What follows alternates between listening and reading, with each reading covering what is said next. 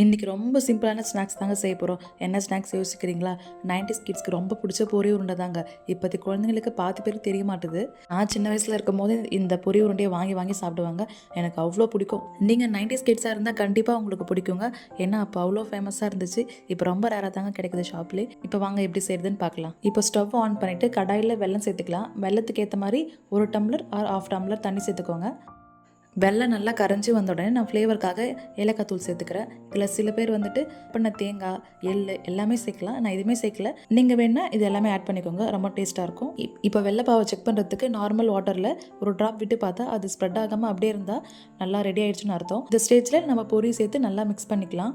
பொரி நல்லா வெள்ளைப்பாவோட மிக்ஸ் ஆகிடுச்சுங்க. இப்போ சூடாக உண்டை பண்ண வேண்டியது தான். தண்ணி எல்லாம் லைட்டாக ஆயிலில் தொட்டு சூடாக உண்டை பண்ணணும். நமக்கு தேவையான சைஸில் உண்டை பிடிச்சிக்கலாம். நான் சின்ன சைஸாக பிடிச்சிருக்கேன். அவ்வளோதாங்க, சிம்பிளான ஸ்நாக்ஸ் ரெடி. கண்டிப்பாக ட்ரை பண்ணுங்கள். உங்கள் வீட்டு குழந்தைங்களுக்கு ரொம்ப பிடிக்கும். செஞ்சு பார்த்துட்டு கமெண்ட்ஸில் எப்படி இருந்துச்சு சொல்லுங்கள். நம்ம சேனலை சப்ஸ்கிரைப் பண்ணிக்கோங்க. நெக்ஸ்ட் வீடியோவில் பார்க்கலாம். பாய்.